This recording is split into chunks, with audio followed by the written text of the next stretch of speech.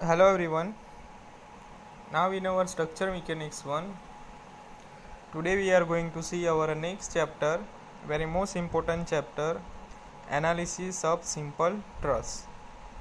So in this chapter some content are included in.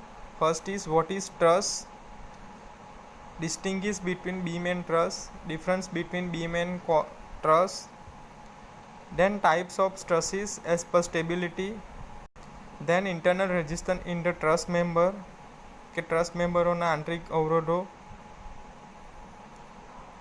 ટ્રસના પૃથ્થકરણની ધારણાઓ, assumption made in the analysis of truss, ટ્રસના પૃથ્થકરણની રીતો, method of analysis of truss, then method of joint and some example based on it. So first of all, what is truss? The truss એટલે કે કેંચી કે જડ rigid structure છે. Truss is a one of the rigid structure જે ઘણા બધા સીધા મેમ્બરોના pin જોડાણથી બને છે. બરાબર છે. કયું જોડાણથી બને છે? પિન જોડાણ.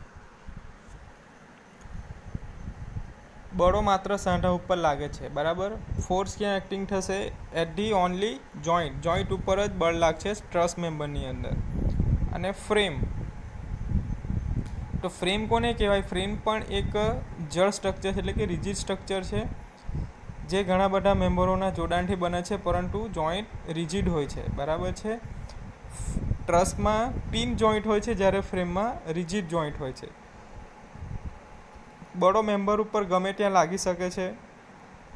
મેમ્બરોમાં અક્ષીય બળ, શિયર ફોર્સ અને બેન્ડિંગ મોમેન્ટ પેદા થાય છે. બરાબર છે. ફ્રેમની અંદર ફોર્સ કોઈ બી મેમ્બર ઉપર લાગી શકે છે.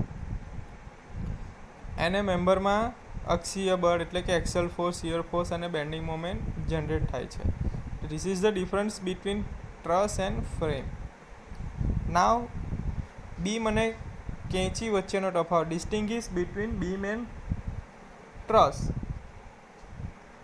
બરાબર. તો બીમ અને ટ્રસ કોને કહેવાય? તો ફર્સ્ટ ઓફ ઓલ ફિગરમાં તમે જોઈ શકો છો, એક સિમ્પલી સપોર્ટેડ બીમ દર્શાવ્યો છે. બરાબર છે. અને ટ્રસ બતાવ્યો છે. બરાબર. તો ટ્રસ કોને કહેવાય છે? કે એક પ્રકારનું રિજિડ સ્ટ્રક્ચર છે, તેના ઘણા બધા મેમ્બરો હોય છે. બરાબર છે. આ રીતે number of member in truss member. બરાબર છે. અહીંયા રિએક્શન પેદા થશે. બરાબર છે. અને જે જોડાણ છે એ કયું છે? પિન જોઈન્ટ છે. બરાબર છે. પિન જોઈન્ટ, જ્યારે ફ્રેમની અંદર રિજિડ જોઈન્ટ બને છે. બરાબર છે. ચાલો, ડિફરન્સ શું છે બીમ અને ટ્રસ વચ્ચે? તો બીમ સામાન્ય રીતે એક જ અવયવનો બનેલો હોય છે. બરાબર છે. સ્ટ્રેટ મેમ્બર હોય છે, જ્યારે ટ્રસ એક કરતાં વધારે મેમ્બરના જોડાણથી બને છે. બરાબર છે. There R number of member in truss. Beam ઉપર ટ્રાન્સવર્સ લોડ લાગે છે, જ્યારે ટ્રસ જોઈન્ટ આગળ લોડ લાગે છે. બરાબર છે. ટ્રસ જોઈન્ટ આગળ લોડ લાગે છે. બીમના છેડા સિમ્પલ, હિંજ કે ફિક્સ હોઈ શકે છે. બરાબર છે. There are different type of support at the beam: simple support, hinge support and fix support. જ્યારે ટ્રસ જોઈન્ટ પિન જોઈન્ટ હોય છે. બરાબર. In a beam shear force અને બેન્ડિંગ મોમેન્ટ પેદા થાય છે, અને ટ્રસ મેમ્બરમાં માત્ર એક્સેલ ફોર્સ જનરેટ થાય છે. બીમ મધ્યમ સ્પાન માટે કરકસરયુક્ત છે, જ્યારે ટ્રસ લાંબા ગાળા માટે કરકસરયુક્ત છે. સ્લેબને ટેકવવા માટે બીમ વપરાય છે, જ્યારે ઢળતા છાપરાને ટેકવવા માટે ટ્રસનો ઉપયોગ થાય છે. બરાબર છે. બીમનું રિપેરિંગ મુશ્કેલ છે, જ્યારે ટ્રસનું રિપેરિંગ સરળ છે. બરાબર છે. હવે આવશે ટ્રસના પ્રકારો સ્થિરતાને આધારે. Types of trusses as per stability. So there are two types of truss. First is perfect truss and second is imperfect truss. બરાબર. ઇમ્પરફેક્ટ ટ્રસમાં પણ બે પ્રકાર પડે છે: ડેફિશિયન્ટ ટ્રસ અને રિડ્યુન્ડન્ટ ટ્રસ. બરાબર. યાદ રાખો, પરફેક્ટ ટ્રસ કોને કહેવાય છે? M equal to twice J plus R. M equal to twice J minus R. Sorry, M equal to twice J minus R. So M plus R is equal two twice J. બરાબર. આ formula satisfied થશે તો એને શું કહેવામાં આવશે? Perfect trust. M plus R equal to twice J. This is the moment, reaction and joint. Imperfect trust, જો M is not equal to twice J minus R. M is not equal to twice J minus R. It is imperfect trust. એના બે પ્રકાર છે, deficient trust and redundant trust. બરાબર. તો M is less than twice J minus R, it is deficient trust, અને M is greater than twice J minus R, redundant trust. બરાબર છે. ન્યૂન ટ્રસ્ટ અને અતિરિક્ત trust. Now what is perfect trust? કે જો trust M equal to twice J minus R શરતનું પાલન કરે તો તેને પરફેક્ટ ટ્રસ્ટ કહેવાય છે. બરાબર છે. જ્યાં M ઇક્વલ ટુ મેમ્બરની સંખ્યા, J ઇક્વલ ટુ જોઈન્ટની સંખ્યા, R ઇક્વલ ટુ રિએક્શનની સંખ્યા. બરાબર છે. જો આકૃતિમાં દર્શાવ્યા, બરાબર, આપણને એક ફિગર દર્શાવી છે અહીંયા. બરાબર. તો આપણે શું ઇક્વેશન સેટિસ્ફાઈડ થવું જોઈએ? M equal to twice J minus R. M equal to શું થશે? M plus R equal to twice J. તો ફર્સ્ટ ઓફ ઓલ આપણે શું ફાઇન્ડ કરવાનું? મેમ્બર. તો કેટલા મેમ્બર છે? 1 2 3 4 એન્ડ 5. 5 મેમ્બર. બરાબર છે. રિએક્શન. રિએક્શન કઈ રીતે મળશે આપણને? એક હિંજ સપોર્ટ આપ્યું છે અને બીજું રોલર સપોર્ટ. હિંજ સપોર્ટ ઉપર કેટલા રિએક્શન આવશે? 2, હોરિઝોન્ટલ અને વર્ટિકલ, અને રોલર સપોર્ટ ઉપર ઓનલી વર્ટિકલ. તો શું થશે? 3 રિએક્શન પ્લસ 2. જોઈન્ટ કેટલા છે? 1 2 3 અને 4. બરાબર છે. તો 5 plus 3 is equal two 8. 2 into 4 is equal to 8. 8 is equal to 8. So M equal to twice J minus R equation is satisfied. બરાબર છે. ઇક્વેશન સેટિસ્ફાઈડ થાય છે. તો given trust is perfect trust. બરાબર છે. આ ટ્રસ્ટ કેવું છે? Perfect trust. બરાબર છે. પરફેક્ટ ટ્રસ્ટ હંમેશા ડિટર્મિનેટ અને સ્થિર હોય છે. પરફેક્ટ ટ્રસ્ટ હશે તો કેવું હશે? ડિટર્મિનેટ અને stable truss. Now next is ન્યૂન ટ્રસ્ટ, એટલે કે ડેફિશિયન્ટ ટ્રસ્ટ. બરાબર છે. કે તમે જોઈ શકો છો ટ્રસ્ટ આપણને આપ્યું છે. બરાબર છે. જો એ ટ્રસ્ટ માટે M is less than twice J minus R, M is less than twice J minus R હોય તો તેને ન્યૂન ટ્રસ્ટ કહેવાય છે, યાની કે ડેફિશિયન્ટ ટ્રસ્ટ. આવા ટ્રસ્ટ માટે આપણને એક ABCD ઉપર ભાર લગાડે તેનું ડિફોર્મેશન થઈ નવો આકાર A dash B dash C dash ધારણ કરે છે. બરાબર છે. હવે ડેફિનેશન ટ્રસ્ટ કોને કહેવાય? કે M is less than twice J minus R. બરાબર. ગિવન ટ્રસ્ટમાં કેટલા મેમ્બર છે? 4 મેમ્બર. ઇઝ લેસ ધેન, બરાબર, M મળી ગયું. M is less than twice J minus R. M is equal to 4. બરાબર છે. 4 મેમ્બર છે. જોઈન્ટ કેટલા છે? 1 2 3 અને 4. રિએક્શન કેટલા આવશે? R is equal two 3. બરાબર છે. તો M ટ્વાઇસ J એટલે કે 8 માઇનસ 3, તો it is 5, and M is equal to 4. 4 less than 5. So this given truss is deficient truss. So at that time a truss ઉપર જ્યારે ફોર્સ લાગશે, બરાબર છે, એ ફોર્સ લાગે છે 20 કિલોન્યુટનનું. એટ ધેટ ટાઈમ શું થશે? ડિફ્લેક્શન આવશે ટ્રસ્ટની અંદર અને એનું શેપ ચેન્જ થશે. તો ABC છે એ શેપ ચેન્જ થઈને શું બનશે? A dash B dash C dash અને D ડેશ. નાવ આ ટ્રસ્ટને સ્થિર રાખવા માટે મેમ્બરની સંખ્યા અપૂરતી હોય છે. બરાબર છે. મેમ્બરની સંખ્યા કેવી હોય છે?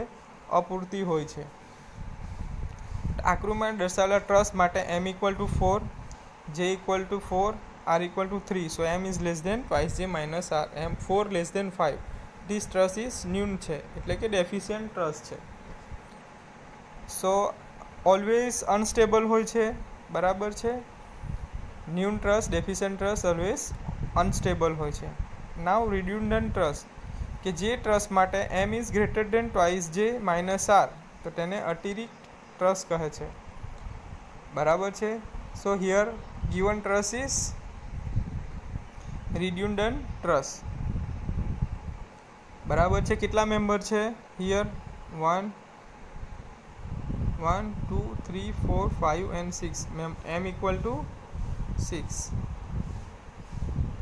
m equal to 6 જોઈન્ટ કેટલા છે 1 2 3 અને 4 જોઈન્ટ છે રિએક્શન કેટલા આવશે 3 બરાબર તો શું થશે twice j minus r twice j is equal to 8 minus 3 so it is 5 so 6 is greater than 5 so this given truss is redundant truss બરાબર છે તો આકૃતિમાં દર્શાવેલા ટ્રસ માટે m equal to 6 j equal to 4 r equal to 3 so m is greater than twice j minus r so 6 is greater than 5 so truss is અતિરિક્ત truss છે બરાબર so m equal to twice j minus r it is perfect truss m is less than twice j minus r deficient truss m is greater than twice j minus r it is redundant truss ठीक है so ये याद रखो now next is component of roof truss so here figure is given elevation of figure is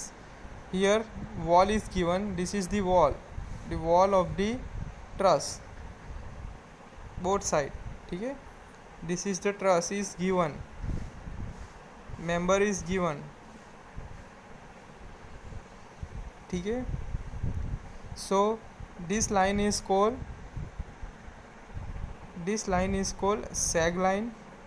sag tie and this line is main tie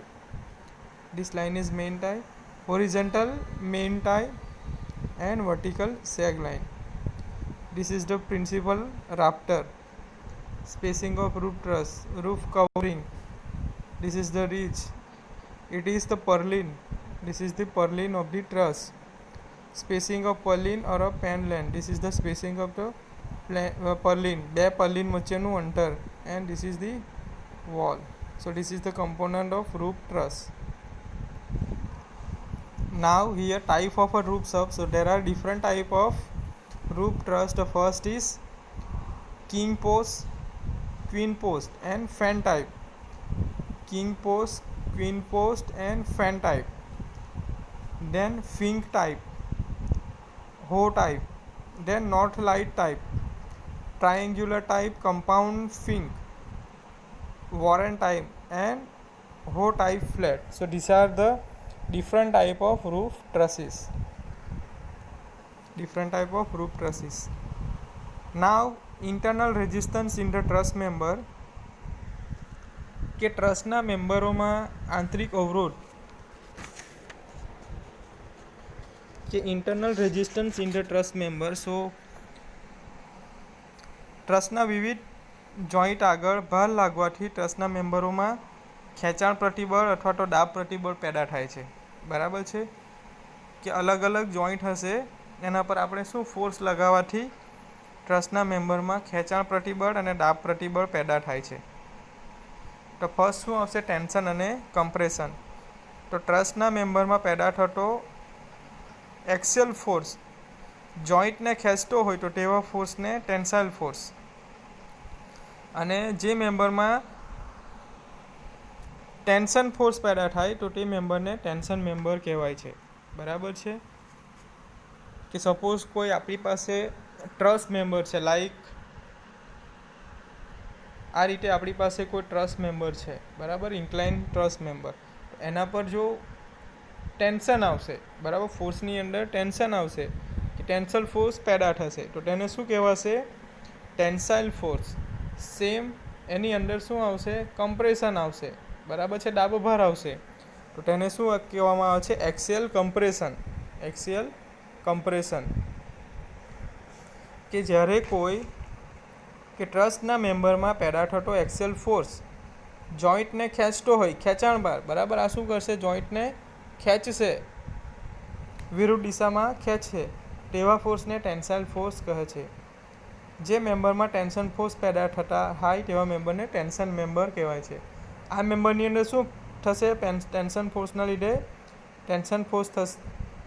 લીધે શું થશે મેમ્બરમાં tension force પેદા થાય તો તેવા મેમ્બરને ટેન્શન મેમ્બર કહેવાય અને કમ્પ્રેશન કે ટ્રસના મેમ્બરમાં પેદા થતો એક્સિયલ ફોર્સ જોઈન્ટને દબાવતો હોય તો તેવા ફોર્સને કમ્પ્રેશન ફોર્સ કહેવાય છે આ શું કરશે જોઈન્ટને દબાવશે અને શું કહેવાય કમ્પ્રેસિવ ફોર્સ આ થયું axial tension and axial compression in given truss member. બરાબર, તો it is a very most important chapter. તો યાદ રાખો, what is truss, what is frame, difference between beam and truss, type of truss, and last is internal resistance in the truss member.